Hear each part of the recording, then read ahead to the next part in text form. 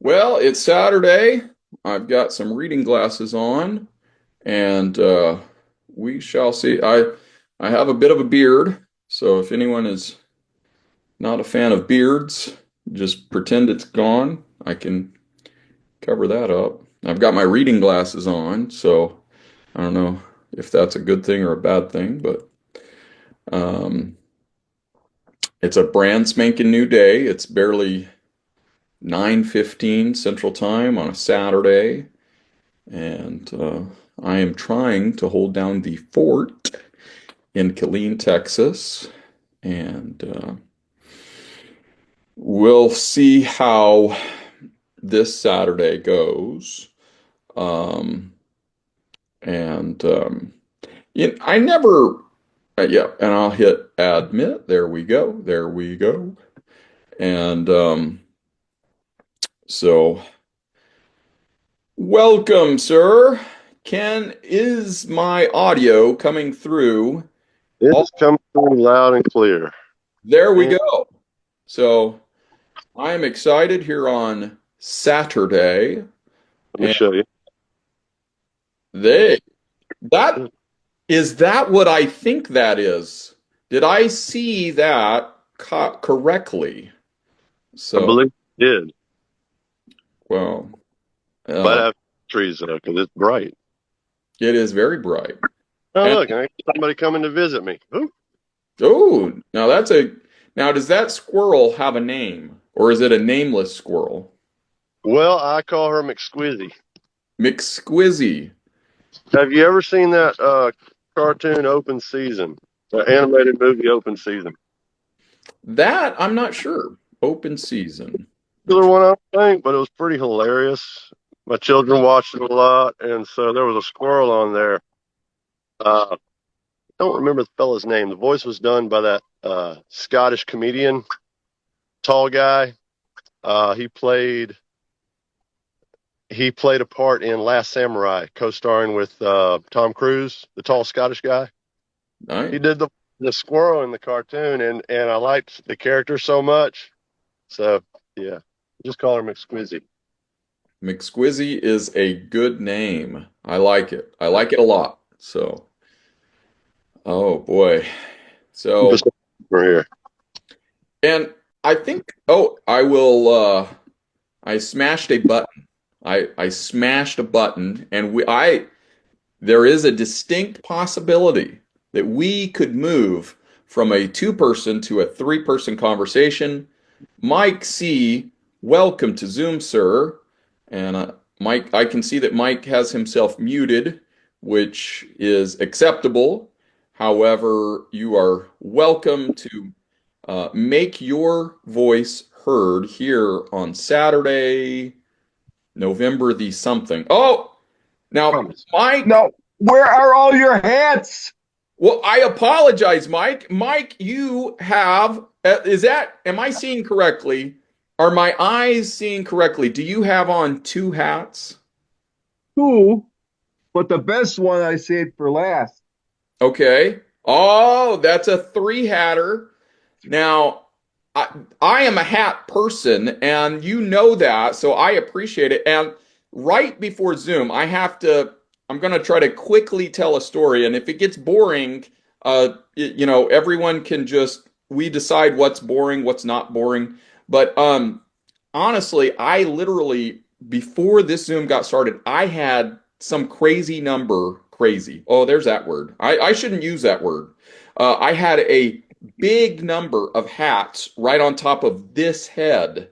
And so, in some sort of like pre-Zoom discussion, believe it or not, there is such a thing sometimes as a pre-Zoom discussion. I actually went from having, yes, I do believe there were five, count them one, just like the number of fingers on my right hand. Five hats were on top of this head, but I made an executive decision to begin with zero. So I de-hatted myself. Is de-hatted? Jason, you're the linguist on the staff. So is de-hatted a I, correct word? maybe it's beheaded. I mean, it's beheaded, right? De-headed. Beheaded. Oh my gosh. Oh no.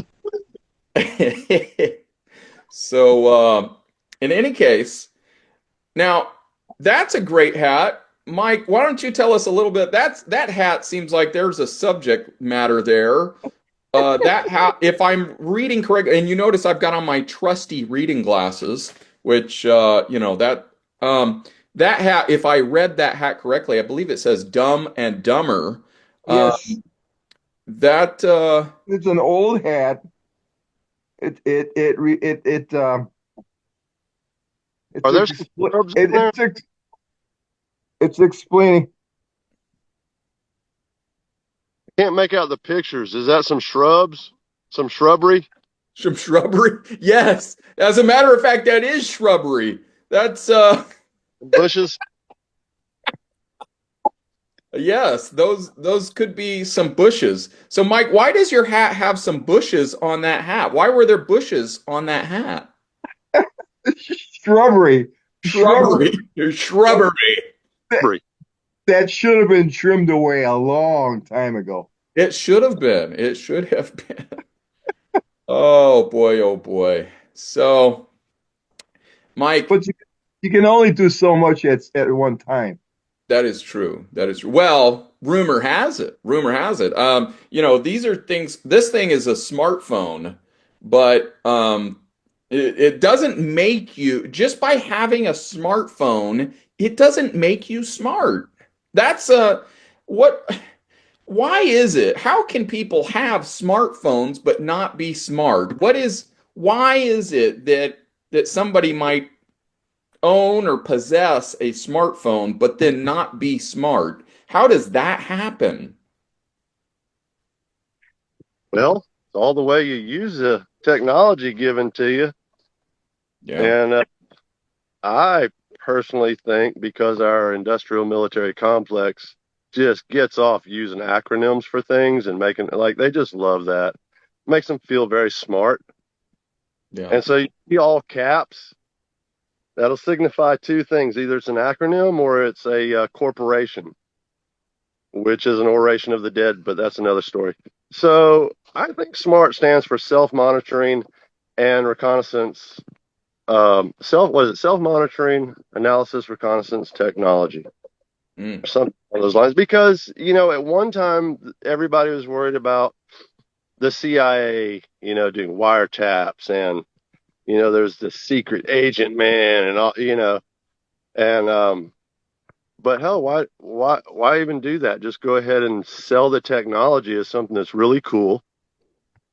Tell people all they got to do is just give all their permissions away to get these free apps. When it's free, Yeah, you free. are the product. Just saying. And then you actually have people just bringing it into their own homes. I mean, you don't even have to wiretap anymore. Makes perfect sense to me. Yeah. Yeah. Did I I go on a tangent? I hope I didn't just go off on a tangent. By the way, tangents are approved here. At what is here? I use this word here sometimes. Does the word here need more definition or is it defined enough? Might be. My dad always used to say, "You'll never be there. You'll always be here." I, So it sounds like your dad may have been one of the top seven smartest people in the history. Now, I don't know why seven, but there's probably six other people. There might be, allegedly, there are six other people smarter than your dad. But that's just allegedly. Can anybody prove it though? yeah, So, um, in any case, I'm good at joking around. Actually, that maybe I can do a very simple segue. Um, during this week, each day and each, week has a little bit of this going on. And I had a little time for self-reflection and something that I realized about myself, Eric, whoever Eric is. I realized that I have the tendency to sometimes be a clown. Now, you guys don't have to, you guys can disagree. You can disagree if you want to, but rumor has it that apparently Eric, at least occasionally, has been a clown. And I'm trying to see. I think I can see good enough without my reading glasses. So I took my reading glasses off there. But I don't always I don't always want to be the clown version of myself because I also need to be able to shift gears and be serious at times. And part of the reason, the whole hat thing, actually, I want to talk about the hat thing before I show any of them. Maybe I'll show, actually, I'm going to reach for one and it'll end up being the one I first talk about then. So, part of my deal with the hat thing is that the hats that I have, they remind me of different things. A lot of times they remind me about who, in some cases, believe it or not, people have given me hats. And so this hat, it says Michigan. And this hat was given to me by someone who lives in Michigan. Now, I'm not going to give names because I don't know, because since we're recording this Zoom, I don't know if the person who gave me this hat wants to officially be associated with whoever it is I am. So, we'll just leave it at the fact that someone in the state of Michigan who lives in Michigan and I believe currently lives in Michigan as well, gave me this hat. So, in any case. What other, Mike? It seems like you've got something right on the tip of your tongue, sir. Yeah, I muted myself because I was hacking. But Oh, okay. um, Those cigarettes will do it to you. yeah, well, yeah, that too. Not really. I hope that's good tobacco. Hmm. Well, it better It be. is. It certainly better be. It is. That's why I'm not hacking. That's a good thing.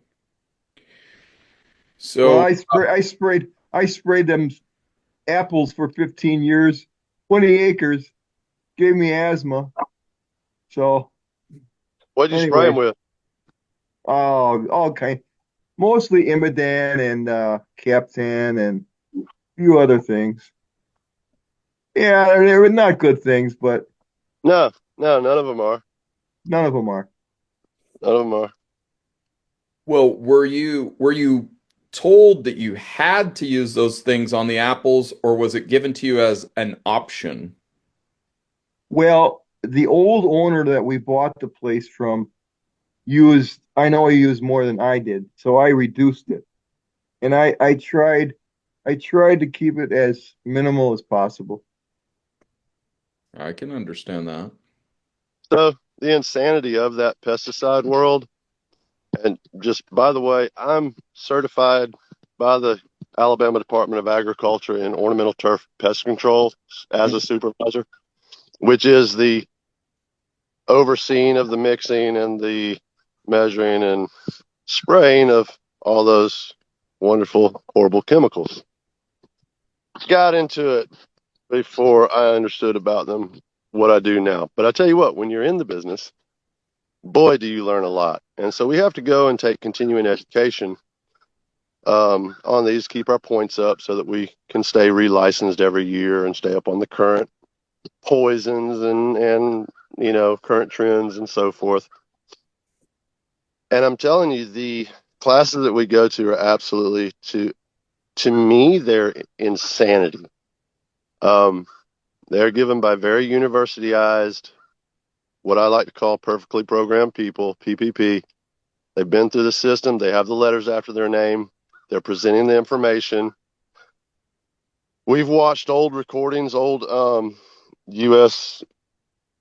clips and everything about where they were spraying the DDT and the effects that it had, and then even moving up to current times and showing how some of the things that are being now sprayed out of their own mouth admittedly create a vacuum and a problem that requires you to continue to have to use the spray. Whereas if you did not, in a lot of cases, there is another option. This is literally what we're being told now in these recertification classes. And then at the end of the spiel, it's like, well, use your best judgment and then consult with your client and then safely use these products that we recommend to you, yada, yada. It's freaking insane. Mm. Yeah. Like, admit that using the pesticides, and I've seen it, I see it, because I don't use anything out here on my farm. Yeah. Uh, Nothing? Zero? no, no, sir. I know what that crap does. It's not good in the long run. What you have to do is you have to work with creation. That's something we have, most people as a society as a whole, I believe, and I don't know most people, but just my impression is we've totally lost that, how to work with the creation that was given to us. We work against it, and it ends up working against us. Yeah. And so whenever you introduce a poison to take out a quote unquote harmful insect, plant, whatever the case may be, you're also killing off beneficials. Yeah. Now, this, out of the biologist's mouth, they will tell you this is what ends up happening. Those, what you would call harmful pests, think of it in terms of like maybe a grasshopper or a locust, but there's a lot of things that people would not be familiar with um, that I am more referring to. When you take those out and the beneficials, the first thing that comes back are the things you don't want. They are the things that are going to take your plant down and just destroy it. They are the things. So, like if you continue using triple 13 as your fertilizer instead of working with the ground, building up the beneficials and the microbes to where it's strong, healthy, good soil, you just go ahead and do the shortcut route. Let me get a bag of triple 13 because that's what Grandpa did and it worked and grew lots of corn. And you keep doing that. Well, you kill off your beneficials. Now you're in a cycle where you have to use that triple 13 to get the fertility to do what you want because you've killed everything good in the soil. Yeah. Um, I also just real quick want to say welcome Ryan to Zoom. Ryan, you're not required to introduce yourself, but you are definitely welcome if you would like to introduce yourself, Ryan. Um, I see that you have yourself muted, and if you'd like to introduce yourself, you're welcome to unmute yourself. You don't have to, but you're totally welcome to unmute. Is the sun out where you guys are? It's definitely Trying here in Wisconsin, not very successful. It's what? It's trying. Oh, and it's shining there, Eric, where you are? Oh yeah. Yeah, the sun is bright in Texas, and the reason I closed those blinds was because, well, and I don't know if I need them completely closed, but in any case, it seemed like it was so bright coming from outside that it almost like bleached the room in light, which is generally a good thing, but I'm trying to maybe I'm overthinking, which would you guys believe I have actually been guilty of overthinking sometimes? Have any of you guys, those who are on Knock it off. here, Mike, why don't you, Mike, tell us the last time, if you want. You don't have to, but if you'd like to, Mike, well, when was the last time that you'd like to admit that you were guilty of overthinking? Um, Never. No, I'm okay, I'm being honest. okay, But okay, can I address Jason? Uh, I his the beneficials. I had 19 rows of apples on 20 acres, and I did try to alternate. I did alternate row spraying for the last few years to keep the beneficials alive. That might have been a stupid idea, but I tried my best. Anyway, that's all I have to say. hey, I don't think that's a stupid idea. I think that's a good idea. So, And then I'd alternate to the other rows, you know. And I tried. I kept those beneficials in mind as much yeah. as I could. Well, a lot of cases, a lot of these things can actually be prevented with better knowledge about cultivation practices, about like when you create a monoculture of any kind, what you've created is a habitat that can create infestation very quickly. We don't typically see monocultures, with the exceptions of maybe the grass prairies or certain areas where you get up close to timberline and you start seeing just a straight coniferous forest, but very rarely do you see just a straight monoculture in creation. It's broken up. And see, here's a perfect example of what a monoculture ends up creating. So down here in the deep south, pine trees, pulpwood, it's a huge industry. So you've got just just painfully thousands of acres, just clear cut. And we have some pretty woods down here. There's food everywhere. Okay, Mm. there's food growing everywhere. Clear cut to introduce just pine trees because they grow out within, what is it, about 10 years, and then they can harvest. And when they've got it staggered out, but they'll be doing like hundreds, thousands of acres like that. So now we're having horrible problems with pine borer beetles. It's taking out our pine trees at an alarming rate. Now, we've already seen our American chestnuts pretty much all but get wiped out. Our dogwoods, another native tree, they're getting hammered, like they're dying. I've got dogwoods out here in the woods that are just all of a sudden they'll just die. I don't know why. A lot of trees, and so now we're seeing the pine trees, which is another good medicinal food source as well as another resource, but we're seeing those get attacked by pine borer beetles. So now we're having the insurance industry having to take these hits because they're insuring the farmers' fields, and then the farmers are taking hits, and then they're spraying these pesticides, and it's just round and round with this vicious cycle. Yeah. When it agreed were contained a little bit, and we started looking at the way things are supposed to be done, I have a squirrel chewing on me. We would change some of our practices. Now, I will say you can do your monoculture. You got to pay attention to certain things. How do you mulch? When do you mulch? How do you take care of your trees? Are you pruning them? Is there enough space? Yada, yada. But there are other things you can use that are non-toxic. There are oils. There are teas. Okay, these things can provide preventative protection or even after the fact protection to the trees, and they're not toxic or harmful. Nice. But the problem is they usually cost a little more and they usually take a little more effort to actually use. You're Well, making me, Jason, you're making me want to take a drive from Arizona all the way to Alabama to see your place. I would love that. If you could do that someday, that would be awesome. I'd love to talk for an hour, a good hour about different things. hey, that sounds like a good idea. It sounds like a very, very good idea.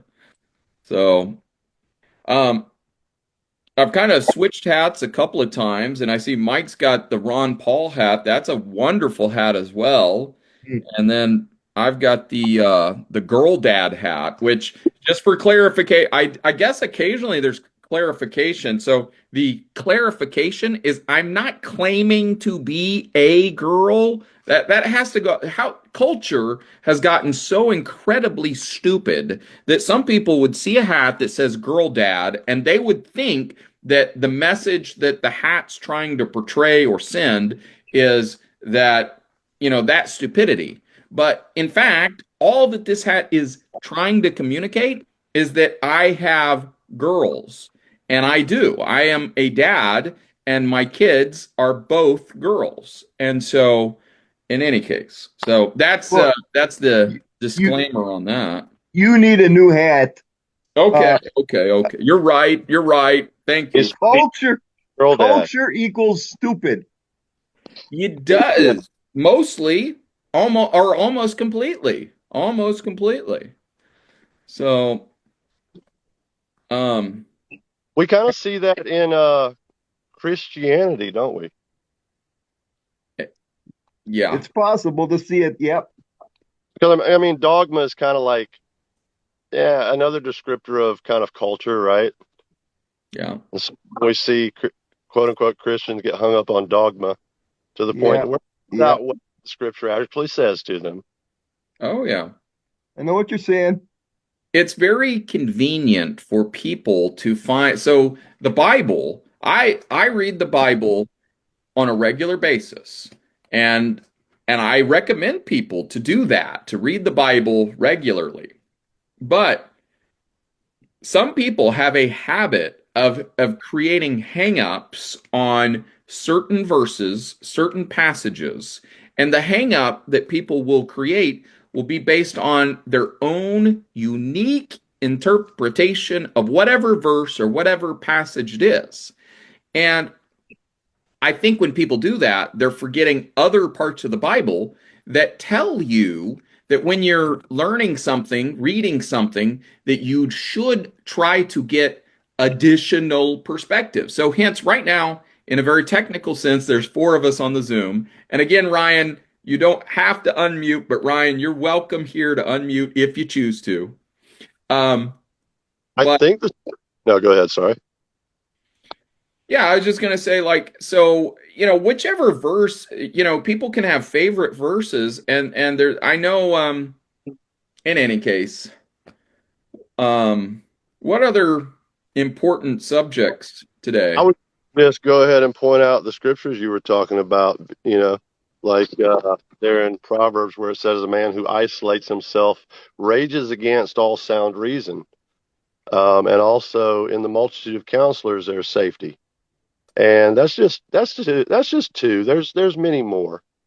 Even Moses was advised to, what, you're taking way too much on yourself, you know? Um, And yeah, I think you said it right. People they'll get a scripture and then it becomes their baby, and now it's an ego thing. Yep. Yep. And if you're really for truth, you need to keep your ego out of it. We can all be wrong. None of us have perfect understanding. I don't. Well, There's except still for Mike. Mike, you're perfect, correct? there's every Oh, please, please, please, please. No, but it the ability to be able to keep a sense of humor is real important. And I think if while like I was starting to say earlier, um, I sometimes am that clown version of myself too much. And that I think that was why just mere moments before this Zoom actually got started, I took off the multiple hats I was wearing because in a very technical sense, and this might and if this is too boring, I apologize, but in a technical sense, hats like this hat or any hat are made for one head at a time. And so, in a technical sense, all these other hats I have, I should recruit other people to wear these because I can't possibly wear all these hats at the same time. I mean, I can, but it's stupid because then, you can't see in any case. Um, I'm taking my hat off on that one. well, hey, Hats off to you, Eric. well, it's life, you can enjoy life moment by moment if you keep your perspective on the simple things. And that's why, like, I try to more and more remind myself not to overthink, be in the moment. And if you can be present in the present moment, then you don't have to beat yourself up about yesterday or last month or 2024 or 2023. We all experience setbacks. We all deal, whatever the setback is. There's some people who, death of a loved one. That's a big setback. How do yeah. how do you bounce back from death of a loved one? And I mean, I think enforcement of basic principles, because I've had to deal with this. Both my mom and my dad have been gone for quite a few years now.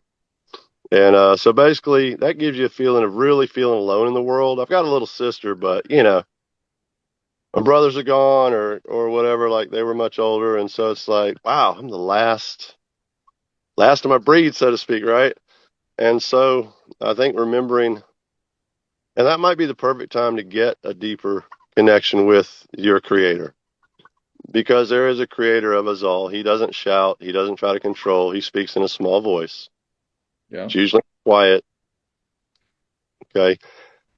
When you learn to hear, you can hear it. You got to settle yourself though, because your frequency has a lot to do with it. Your vibration, yeah. where you're mentally. And so to remind yourself that we do have an awesome creator, he is in charge of this. He's built this. He knows how it operates. He knows, what does it tell us? Not a sparrow falls to the earth without him knowing about it. And aren't we of much more value than the sparrows, right? Yeah. He knows what's going on. And yeah, we are buffeted. David describes us like our days like grass, right? One day we're here, the next day we're gone. Yeah. So it is a part of it because we are in this temporal physical existence. Yeah. I think remembering that we do have the divine within us, the I am, and that's powerful. I think we need to be careful about saying I am ... because your subconscious does not know how to differentiate. Mm. I am sick will tell you I am sick. Oh, I am this or I am that will tell your subconscious you are that. yeah, It sounds hokey, but it is true. exactly. It's That's true. and I'll put that into more like layman's terms because Jason, I fully understand what you're saying, but I'm also aware that somebody who might be watching us on the interwebs may not immediately understand what you're saying. So what part of what you're saying, if I break it down into the real simple vernacular that hopefully most people get right immediately, is adjust your self-talk. What it is that you say about yourself, change it. You don't have to claim I am any of those words. I some people verbalize I am, you know, Crazay. Some people will verbalize that. I am, and then they'll verbalize stupid, or they'll verbalize any number of negative things about themselves. When you verbalize negative things about yourself, you're programming yourself to keep your word. Now instead of programming yourself for excellence, good things, you've programmed yourself for the exact opposite. So how do you do it? You change your self-talk. 100%. 100%. Because your subconscious is your feminine. And like a proper faithful wife would be, the secondary part that completes a husband. So you've got your conscious, and often our conscious can go off half cocked, just like the masculine, because our conscious is masculine. We can go off, right? So that subconscious is there. Sinners is, if we're teaching it, but the subconscious is very faithful. It's for us 100%. If we're telling our subconscious negativity, it will live up to make sure we have that. If we're telling our subconscious positivity, it has no choice but to try to live up to that. Yeah. Again, it may sound hokey, but it is because we do have the divine. That's why we're able to sit here and talk and discuss and think and ponder and build and create. We are co-creators under the creator. First job we were given. What was the first job? Here's my creation. It's great. It's beautiful. Tend and keep it. Yeah. First job. Why? Because we are co-creators under the creator. We're given limited creative ability right now. Thank God, limited. Yeah. Right? Because what would we do with the kind of power he has to create? Will we create, or will we create chaos and destruction? What would we create? Yeah. So my ideal, okay, is that if we can learn to create around us, because Christ said the kingdom of God is already here. It's within you. Yeah. Absolutely. A true second coming, but he said, you don't understand. The kingdom of God is already here. The I am is already here. I won't leave you orphans. Okay. I'll leave you a parakletos, a teacher, a comforter.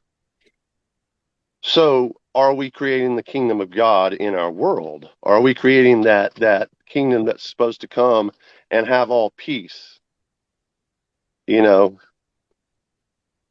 So that's why I do preach, try to create the good, true, and beautiful around you. I think that's our test in this life. If we can be good co-creators in a limited sense, why is it he said, good and faithful servant, you've been faithful with a little bit. Now I'm going to give you a lot. Yeah. Absolutely. That's almost scary. Wait, clarify what you mean, Mike, because I understand, but again, my brain goes towards those who may Well, get the opportunity to watch us later on. he's gonna give me more. Oh my gosh. That reminds me of when my first grandfather passed away, the other one who was still alive, he put his hand on my shoulder, was like, there's going to be a load on your shoulder. Mm. So what did you make changes when that occurred? I don't know if I did or not. I can't. I don't think so. I'll never forget that. My grandpa Bill Deal. He put his hand on my shoulder. It's like the world now it's going to rest on your shoulders. Wow. See, that's such a fallacy because that's why we're supposed to have a relationship with the Creator. And I've suffered from that, trying to have the world on my shoulders. We can't handle it. Yeah, that's true. Yeah, that's true. Okay. He said, Yeah. my burden is light. Don't give that burden away. We can only take care of what we can take care of. He knows that. We're limited. Yeah. Okay. Yeah, exactly. Thanks, Jason. I've suffered from that horribly. I can still suffer from that. Yeah. Well, and that is a good reminder because within my nature, and some of you guys have gotten to know me moderately well over some years, but within my nature is to push myself very, very hard, and I have a tendency to beat myself up if I don't maintain a schedule that I've kind of sort of put together. But I have to remember to be patient with myself and understand that there'll be days and there'll be times when something that in my mind I have to do or whatever won't necessarily happen, but that's okay because this is part of this life that we're living. And you know, Don't beat yourself up on over the little things, correct? That's yep, right. the small stuff, and most of it is small stuff. Right now, I have a counter in the top right of my corner in it screen, and it says 3 minutes and 48 seconds left. And I always want, solutions minded. So let's say again, I'm thinking towards those who are watching us talk. I'm also, and Ryan, I presume maybe Ryan might be having technical issues. So Ryan, thank you one for being on Zoom. But if technology is not quite working well enough to speak for yourself, that's okay. But Ryan, if you'd like to have any sort of comments or questions, it's all welcome here. Even if something that you've heard might be contrary to what you believe is true, you're certainly welcome to verbalize that if you'd like to. But don't like, in any case, what other now that we got like 3 minutes left, and I know. One of the things I like to mention, and maybe this is a good time to mention it again, because when we talk about things that are true, it's okay to mention those true things again, which is that the most important relationship in my mind that we have is with our Creator, and that's our vertical relationship. And so we have to all remind ourselves to work on our vertical relationship with the Creator. And when we, as individuals, when we get our vertical relationship where it should be, it does help us with our horizontal relationships. In other words, our brothers and sisters. And I think we need this reminder on a regular basis because I think what happens is we easily, I'm also speaking for myself, I can easily identify the problems that I think are wrong with my brothers and sisters. And so then I move my focus onto Jason is wrong because Mike is wrong because and I'm just kidding. You guys help me to keep a sense of humor and yeah, Point is, look at yourself, right? Because that's what you can actually change. yes. And Yeah. and along those lines of having that, working on that vertical relationship, how to do that? Well, one, it's not going to happen in the chaos. So turn off the news, turn off the media that's pumping you with full of fear, okay, and get in a quiet place. Work on that relationship because there are promises that have been made. Yeah. Yeah. And Claim then promises. Claim those promises. and then you talk about the vertical. Well, all your problems, put it at the foot of the cross and let it ride the horizon. Yeah, Yep. absolutely. Absolutely.